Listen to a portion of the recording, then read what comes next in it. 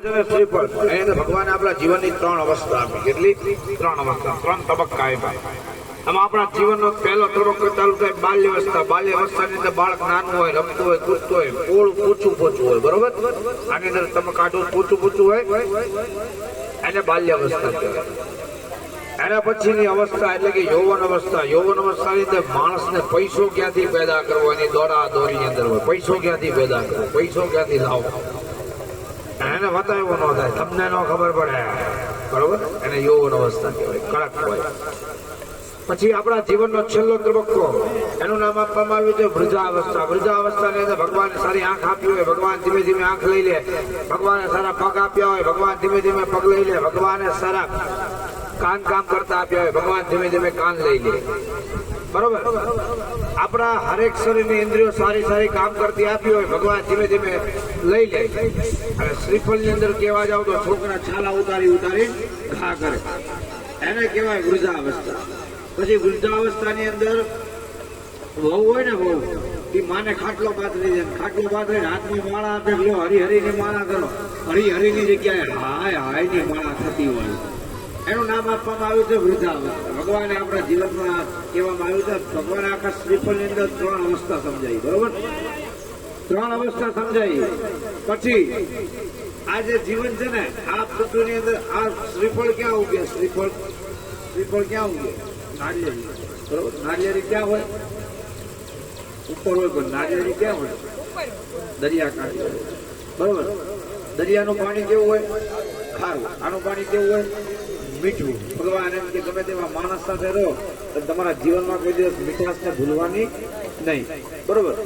પછી આજે શ્રીફળ છે ને, શ્રીફળ, એ શ્રીફળની અંદર આ એક જ શબ્દ છે, આ એક જ એવું ફળ છે કે જેને શ્રીફળ કહેવાય. શ્રી કહેતા લક્ષ્મી, બરોબર. શ્રી કહેતા લક્ષ્મી. શ્રીને કોઈ કાન કે માત્ર નથી, શ્રીને કોઈ કાન માત્ર નથી, એટલે શ્રી કહેતા લક્ષ્મી. ભગવાનને કહેવાનું, હે ભગવાન તમે લક્ષ્મી ધરાવું છું, પૈસા ધરાવું છું, એવા ફળની તમારી પાસે આશા રાખું છું. એવા પૈસા ધરાવું, એવા પૈસાની તમારી પાસે આશા રાખું છું. પછી આજે શ્રી કહેતા લક્ષ્મી, આ એક જ ફળને એવું કહેવાય શ્રીફળ, બરોબર. કોઈ બીજા કોઈ ફળને કહેવાય શ્રી કેળી, શ્રી નારંગી, શ્રી કેળું, શ્રી સફરજન. બીજા કોઈ ફળને ન કહેવાય, એક જ ફળને કહેવાય શ્રીફળને, બરોબર. શ્રી કહેતા લક્ષ્મી, ભગવાનને કહેવાનું લક્ષ્મી ધરાવજો, એવી લક્ષ્મી તમારી પાસેથી આશા રાખું છું, બરોબર.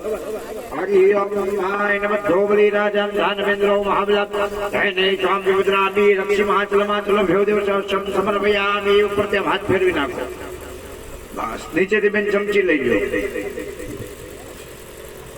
બસ. ચમચીને મૂકી દો અંદર, મૂકી દીધી. હવે આગળ શ્રીફળ ને ધરાવી દો. શ્રીફળ સમર્પયામિ. બે હાથ જોડી નમસ્કાર કરો ગણપતિ દાદા. ગણપતિ દાદાને છેલ્લી પ્રાર્થના કરવાની. આ ગણપતિ દાદા છે ને, આપણા હરેક કાર્યને નિર્વિઘ્ન પૂરું કરે. કેવું? નિર્વિઘ્ન. ગણપતિ દાદા પાસે વરદાન છે.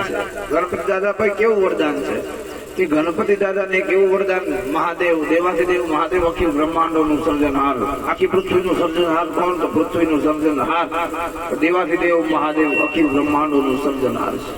એ અખિલ બ્રહ્માંડોનું સર્જનહાર જોગી જગાડો, એને વરદાન મા પાર્વતીને આપ્યું હતું. કેવું વરદાન આપ્યું હતું કે જયારે તું એકલી પડે ત્યારે તું તારા શરીરના મેલમાંથી કોઈ પણ જાતના જીવને તું ઉત્પન્ન કરી શકે છે, બરોબર. કોઈ પણ જાતના જીવને તું શરીરમાંથી ઉત્પન્ન કરી શકે છે. તો એ જીવને ઉત્પન્ન કર્યો ગણપતિજીને. જયારે મા પાર્વતી એકલા બેઠા હતા, નાવા બેઠા શરીરમાંથી મેલ કાઢ્યો, મેલમાંથી કોઈ પણ જાતના જીવને ઉત્પન્ન કરવાનું કીધું હતું. એક મનુષ્યનું રૂપ ધારણ કર્યું. કેવું? મનુષ્યનું રૂપ ધારણ કરી એની અંદર જીવ પૂર્યો, અને જીવ પૂરી અને એનું નામ આપ્યું ગણપતિ. ગણપતિજીને સૂંઢ વાળું મોઢું નહોતું. ગણપતિજીને આપણા જેવું મોઢું હતું. અને પછી ગણપતિજીને જયારે ઉત્પન્ન કર્યા ને, જયારે મહાદેવ અખિલ બ્રહ્માંડનું સર્જનહાર અખંડ તપસ્યામાં બેઠા હતા. થોડી વાતની જાણ થાય કે એ કૈલાસના ખોપડાની અંદર નાનો એવો બાળક ઝૂમી રહ્યો છે, નાનો એવો બાળક રમી રહ્યો છે. એ નાનો એવો બાળક રમી રહ્યો છે, આપણી આજુબાજુમાં કાન ફટવા. ત્યારે મહાદેવને કીધું કે તમારું કૈલાસ છે, તમારા કૈલાસની અંદર એક નાનો એવો બાળક રમી રહ્યો છે. અને મહાદેવ જયારે તપસ્યા કરવા બેસતા ને, હજારો લાખો વર્ષ સુધી તપસ્યા કરતા, બરોબર. એને કોઈ તપસ્યા કરવાનું ઓલું નહોતું કે ક્યારે તપસ્યા કરી પાછા. એટલા માટે મા પાર્વતીને વરદાન આપ્યું.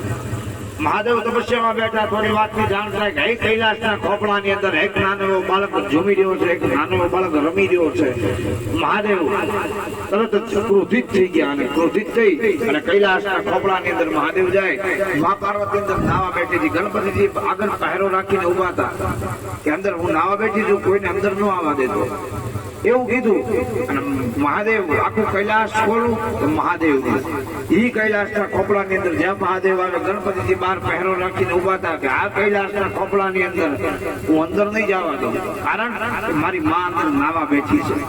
જ્યાં કીધું મારી માં અંદર નાવા બેઠી છે એટલે તરત જ મહાદેવ ક્રોધિત થઈ ગયા કે મારું કૈલાસ છે, મારા જ કૈલાસ ની અંદર મને જ જવાની ના પાડે. એટલે મહાદેવે ત્રિશુલ ને કાઢ્યું અને ગણપતિજીના મસ્તકને છેદી નાખ્યું, મસ્તકને કાપી નાખ્યું. મસ્તકને કાપી નાખ્યું, મસ્તકને જે કાપી નાખ્યું અને એટલા માટે મા પાર્વતીજી નાઈને બહાર આવ્યા કે મારો દીકરો, મારા દીકરાને તમે મારી નાખ્યો.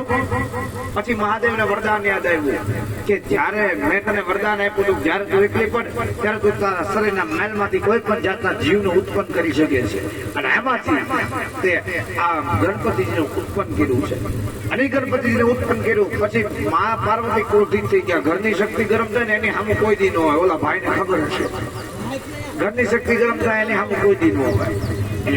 ઘરની શક્તિ ગરમ થઈ ગઈ. મહાદેવે કીધું કે આ મારા ત્રિશુલ ને ફેંકવું.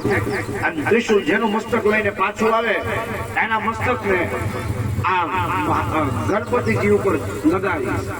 ત્રિશુલ ને ફેંકવું. એક હાથી હાલ્યો જતો હતો, હાથીનું મસ્તક લઈને પાછું આવ્યું, હાથીનું મસ્તક લગાડ્યું અને હાથીના મસ્તક ઉપર જેમ લગાડ્યું મા પાર્વતી પાછા ક્રોધિત થઈ ગયા કે મારો દીકરો આવું કદરૂપો, હવે એને પૂછશે કોણ? તો ત્યારે આપણા દેવાથી દેવ મહાદેવ, વકીલ બ્રહ્માંડનું સર્જનહાર મહાદેવે ગણપતિજીને વરદાન આપ્યું કે આ પૃથ્વીની અંદર કોઈ પણ જાતનું સારું કામ થતું હશે, કોઈ પણ જાતનું ખરાબ કામ થતું હશે, સૌપ્રથમ ગણપતિ મહારાજને પૂજવામાં આવશે તો કાર્ય સફળ થશે, એ તો કાર્ય અસફળ થશે. એટલા માટે આપણે કોઈ પણ જાતનું સારું કાર્ય કરતું હોય, કોઈ પણ જાતનું ખરાબ કાર્ય કરવાનું હોય, આપણે સૌથી પહેલા ગણપતિ મહારાજનું ધ્યાન કરીએ છીએ. બરોબર? એટલે બે હાથ જોડી ગણપતિ મહારાજને કહેવાનું છે કે હે ગણપતિ મહારાજ, મારા કાર્યને નિર્વિઘ્ન પૂરું કરજો. આપણા ગણપતિ મહારાજ હરેક કાર્યને નિર્વિઘ્ન પૂરું કરે છે. હરિ ઓમ ગણપતિ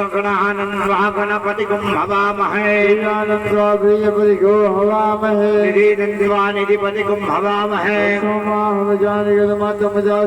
વિઘ્નેશ્વરાય વરદાય સુરપ્રિયાય લંબોદરાય સકલાય જગત્વિકાય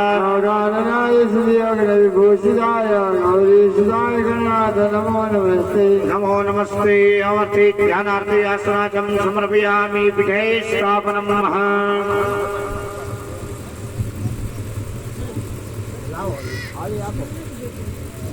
મને ભાકાસ અને અગરબત્તી આપી દે.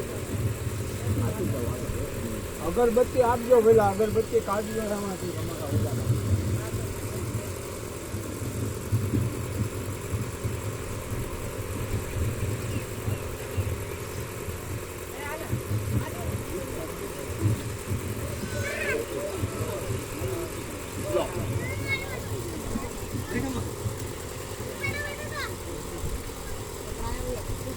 મારી પાસે રાખું ને સંજયભાઈ વાંધોમાં હવે પડવા ચાલુ થઈ ગઈ એટલા માટે છે ને.